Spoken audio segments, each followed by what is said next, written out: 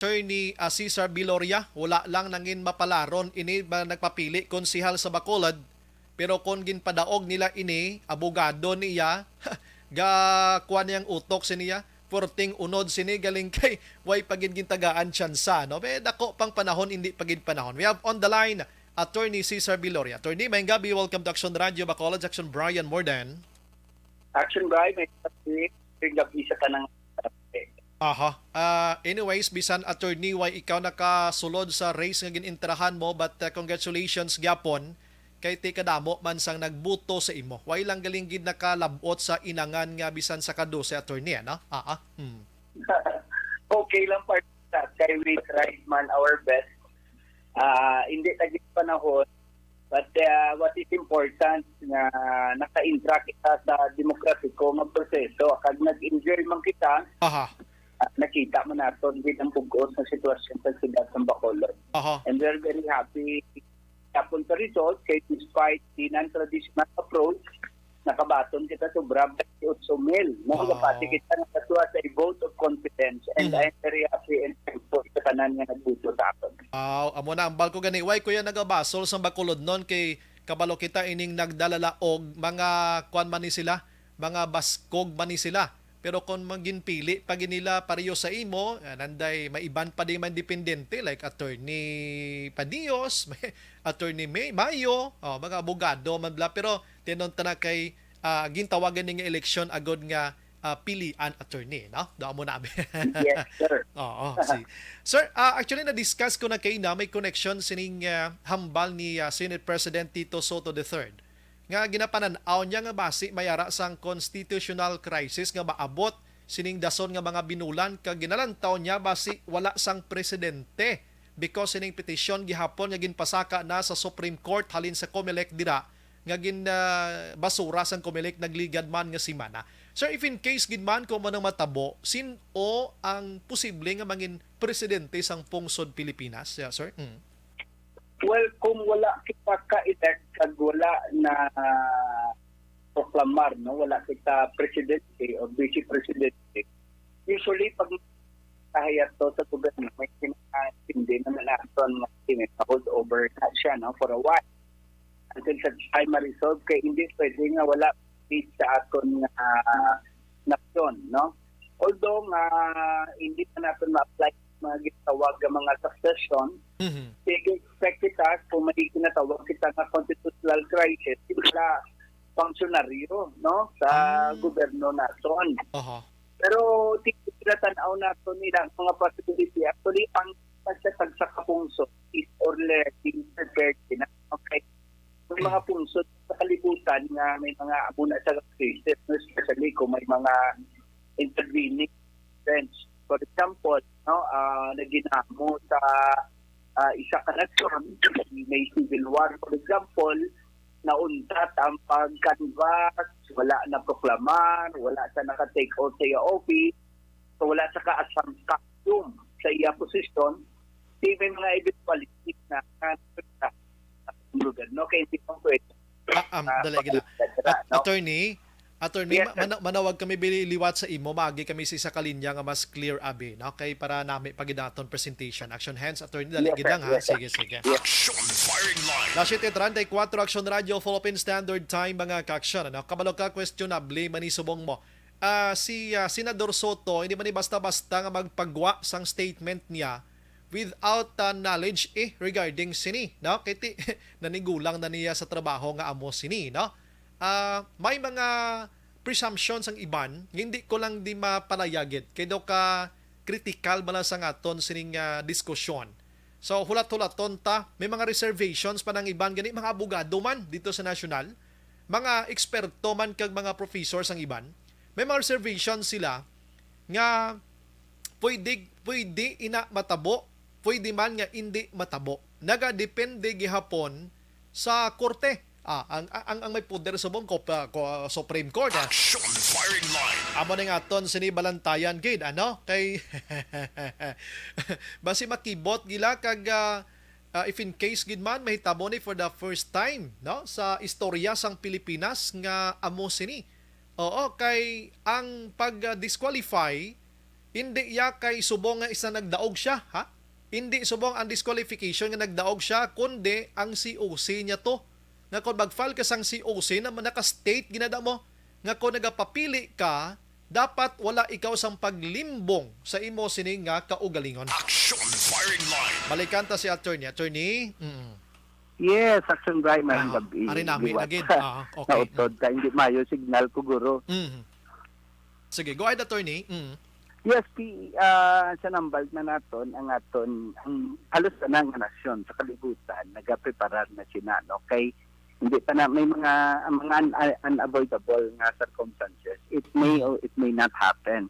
So if it will happen, kabalo man kita kung lantaw na nato ng definition sang constitutional crisis. Kaya mo na usually gina-avoid na kay wala pang senaryo sa gobyerno, hindi pwedeng sa kapungsod no wala presidente, Yes, wala correct. vice presidente, kasi tandaan nato ng kada departamento branches ng government lain-lain na function no. Hindi mo pwedeng ma-apply mo dayon ang ginatawag nato nga succession. Kasi sa succession sa constitution nato nagambal na in case of removal or permanent disability or impeachment, no, by way of impeachment. For example, nakakasang presidente, masucceed ang vice president. No, in the absence ng butang tabi, may mga nagkalatabo, abi, for example, hindi nato butang, nagtaliwan, abi, ang presidente, ang vice presidente. No? So, usually, may mga succession na. Sa siniya, sige natanaw naton kay kung hindi makanvas, hindi makakonvene. For example, Yes. example lang, although may development kita 2 hours ago, nga ang wala nag-issue ang Supreme Court ng PRO, no? Yes, wala. In fact, nag-issue lang sila ng orders na ginapa-comment ang party. So, medyo remote na ang PRO, no? I think judiciously nag-exercise man ang Supreme Court because kabalo sila kung anong mga possible nga effect sila. But then, in any case, no, hindi pwedeng wala sang caretaker, no, o hold over, for example.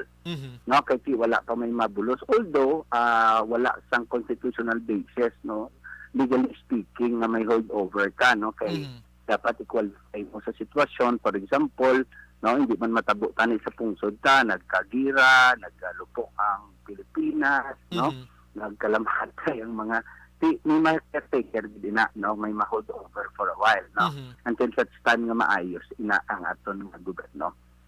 Pero sa sini nga sitwasyon, in-expect naton nga kung pananglipan may decision abing Korte Suprema, no, pabor abi sa petitioner ma-cancel, so of course ang effect sina partner nga kung nakancel ng COC or Certificate of Candidacy sa isa ka kandidato, miski nakagarner siya sa pinaka mabuto sa bilog nga eleksyon sa aton pungsod, hindi ko na siyang hindi kandidato as if wala sa sang file nga COC. Okay. So whatever votes nga na-garner niya, even though dako-dako na, hindi ina siya ma-consider, no? see. Matabo sina, kaya nabilin to nga siyam, kung sino to may pinakataas nga buto, amo ang magadaog.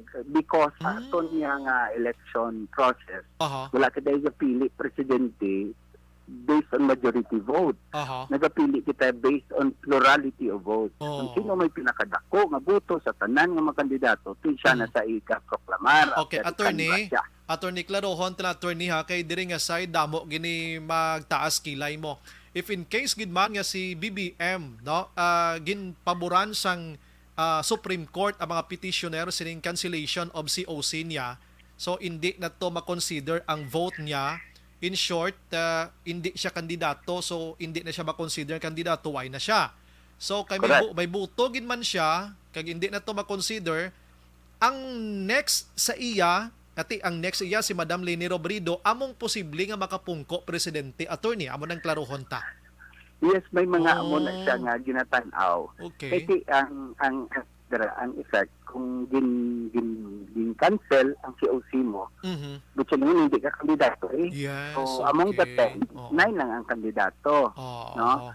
Amo na sa epekto. So kung expect man ng iban, kung naka-assume na office, for example, ang vice president, elect, for example, si makakas wala sa presidente or ma-remove yung abing presidente by impeachment, for example, inaya ma-apply mo ng succession. Succession, Na ma-apply okay. mo ng succession. So amo nang ginaklarot attorney kay ang pang presumption sa halos kalabanan siya ti ara man si Inday Sara Duterte. Amo nang masunod siya. Remember nga ang cancellation COC niya sa pagkakandidato Yes. niya. Ang iyang Hindi disqualification removal. hindi removal kay hindi ni may connection sa alleged nga din niya ay sa eleksyon. Amo nang klarohon tada. Oo. Yes, correct. Lain yes.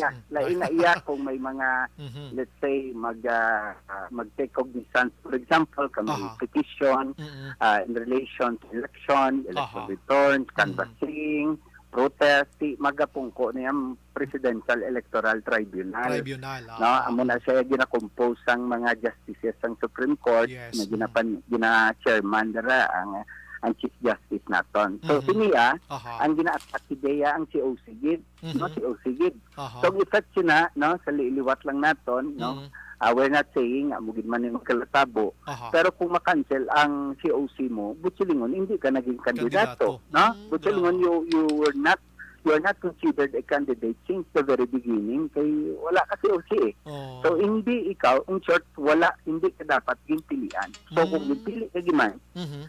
miski pila pa na ka milyon-milyon, Mhm. no? Pinakadako nga buto sa bugos ng history sang aton electoral process. Aha. Hindi na siya mabasihan kay ang aton di binutuhay mo ng demokratiko nga proseso. Yes, So correct. ang lehitimo nga binutuhay kung sino ang hundas ang aton layi, election law, kung sino nakapinkamataas nga buto sa bilog ng mga kandidato, di siya na dapat iproklamar. Mm. So matabo na naton, hindi man na siya makonsider daw stray vote siya, Oho. no? Although siyempre ma-react ang 31 milyones. Ay, si No, mga people power sila, mga Oo. active sila. Maghambal Tandaan kita. naman natin, ha? Tandaan naman natin, Yes. miski ano pa, ang posisyon mo if ang pumuloy na, ang people na, Mhm. pakigbato, ti kabalo mo kita, no? With or without the Constitution, ang kinamatarong sang tawo, Mhm. yapon mang ibabaw, no? Magapati kita sa prinsipyo nga the voice of the people kuno is the supreme law mo. So, amo na iyang aton. In fact, Mhm. ito yung mga history kita of removal Aha. or force nga ginapahali naton ang mga presidente naton. Mhm. Repeated niya sa aton history sa Pilipinas. So, exercise. Basta demokratiko ikaw, if you are living in a civil and democratic society, Aha. expect ka gid na. Aha. Sige, ang Supreme Court kon makapagwa gid man sila abi after 15 days di kay gapangaya man sila sang komento diri, pwede pa na gyapon, hindi ko di private gid attorney mo. Pwede pa na gyapon makabato ang kampo ni BBM kung ano gid man ang mangin desisyon. Yes, correct. Now, both parties has that remedy. Kung may ara ang Supreme Court, for example, may issue ang Supreme Court sa TRO after comment, kasi hindi na pa-comment sila mo, Yes. ang issue na i-resolve whether may legal basis for the Supreme Court to issue the TRO. Tandaan mo natin, mag-issue ka restraining order, may mga qualifications kadira. Elements dapat i-prove nimo nga may mga necesidad, may mga irreparable injury, no? Kinanglanon isuan gid, otherwise maging nada na ang cause of action, so on and so forth, no? No? So kung pananglitan, butang sabi, no, gambal Supreme Court, correct ang petitioners, dapat unta-tunta ni anay. Otherwise, it's the other way around. Kung mapaklaim na niya karon kag na decision ng Supreme Court, diba, hindi pag i-follow sang din to claim. Okay. O sa ni President Marcos, for example. So that's another constitutional crisis. Kaya once ang isa ka departamento sang gobyerno o branch of government will defy the order based sa check and balance naton, nung principle, siyempre, naging pananaw, man na sa nagliligat nga daw, hindi pagtumano ng order ng Supreme Court, kaya ano na nakaroon. Okay. No, magpanindugan, dahil sa ikaroon nga, hindi ko yung magpati. So, it's another crisis, may ginatanaw naton, nga matabo sa aton pungsod. But, kung nakita nila, let's say, nag-issue TRO, pwede man sila ka-reconsideration, no? Para i-lift ang TRO. Kaya tandaan natin, ang restraining order ng Supreme Court, kaangay sa iba ng mga lower court. May period na yung mga lower courts mo, 20 days, no? Until such time nga may issuance ang permanent nga restraining order or injunction. Ang Supreme Court, ang restraining order sa Supreme Court, will remain valid unless lifted ng Supreme Court. Okay. So wala na yung period until nga gin-lift ng Supreme Court. At the other party affected, for example, ang kampo ni BBM, Aha. kung hindi sila conforme sa restraining order, anytime they can move for a questioning the issuance of the restraining order, no? Or ano mga remedy nila. Pero why presidente for a while? While nga gina-resolve. Kaya mo lang matabo, wala Oo. kung hindi matapos, tandaan natin, to complete the electoral process from Aha. that time nga nagkampanya, gimbuto, may election returns, ang election returns gina-canvas, pagkatapos ang canvas, i-declare sinong pinakataas boto, ang pinakataas boto i-proclaim. Then, na-proclaim na siya, ulato niya na ang pag-assume niya sang office. The moment nga wala siya ma-proclaim, hindi siya ka-assume office Uy, no? Kaya hindi grabe, siya proclaim na president mo. Aha, So, hindi na sa ordinaryong proklamasyon lang Correct, for the sake of proclamation, but it is, tawag natin, part sang electoral process to complete the election and before the winning candidate assumes office. So, muna siya, partner. Bao, grabe, no? Ti kabudlay sini nga sitwasyon, kabay pa nga hindi lang sina, kay ti, kung ako, total presidente, nagid man ina mo, dumaog nagid pat, 31 million gani nag-vote mo, kay ti, paborable sila, kang nakita nila, nga siya ni ang dason nga presidente nga pasi makabulig sa Pilipinas. Galing kay ti, di tagid man mabasol ni mga petitioners nato, ang mga petitioners gali, kwan pa ni iba, no? Mga survivors ang martial law attorney, no? Yes, correct. May pananaw sila mo ina. So, ginarespeto mo na. But kita yung party, Supreme Court will act judiciously. Aha. Kung nakita natin, may araman the principle of separation of power, no? May mga jurisprudence kita nga ang Supreme Court basta political issue gani. Basta political issue, non-justiciable issue, hands off ng Supreme Court. So, nagapati makita nga after siguro 15 days na makasubmit comments ang parties, possibly ang TRO will be denied, no? And then padayunon lang niya yung ila petition unless dismissed, no? Unless dismissed ang Supreme Court ang petition, ti another round. Kung i-dismiss ang Supreme Court ang petition, ti ma-motion for reconsideration naman eh. Kung i-deny pag ang Supreme Court, kay you are only allowed one motion for reconsideration before the Supreme Court, tangla ka na lang sa Ginoo kung sa langit, partner. That's the last remedy that you have. Hindi man guro gusto si Supreme Court nga magbutang sa alang-alang ang pungsod tang wala presidente attorney. Oo. Yes, I think so. Kwan malani, depende because kabalo makita dan sa Pilipinas, partner, can predictable sometimes, no? May mga kabalo may history ang Supreme Court sang una nga kung may mga prevailing na nga jurisprudence, kakakibot kita because the Supreme Court has also the power and prerogative to reverse itself. Kaka-reverse sa Supreme Court, kung dumduman natin sa una, may mga inaldodoctrine pa. Remember? No? Nga kung may administrative case ka, magdaog ikaw, the person na gimbuto ka sa tao, so relieve ka na sa administrative liability nimo, so pwede ka nag-appoint. Pero ang Supreme Court mismo, gin-reverse na nila, gin-repeal na nila. In fact, ang mga doktrina na sila man nag-issue sa una. So mga kwan na siya, mga butang, although nga hindi siya usual, pero possible, no? On whatever percentage nga may ara. Pero mga ispagtaro, balo ka naman. Partner, why ta kabalo kasi ako nanong lahat man sa paminsaron sa Korte Suprema. Correct. No, depende na. Pero ako personally, pati ako nga, the Supreme Court will be judicious, no? And will, so lang taon naman ang as long as ang action nila will not be unconstitutional, will not be illegal, pero tikita mo man, yung tagaan man, kay procedure na mo. So kung i-deny mo, wala na naman, if wala nag-akto ang korte, sang ginapangayo mo TRO, ginapasubmit ka comment, anay, ibig salingon, nakita sa Supreme Court, wala pa man necessity issue right away. Okay. No? So, gaan niya sanay. Insert ang Supreme Court, mamati, anay siyang argumento nyo. No? Ang inyo komento, kung mayo man argumento nyo, sundo natin Yes. Pero tanani is possible. Yes.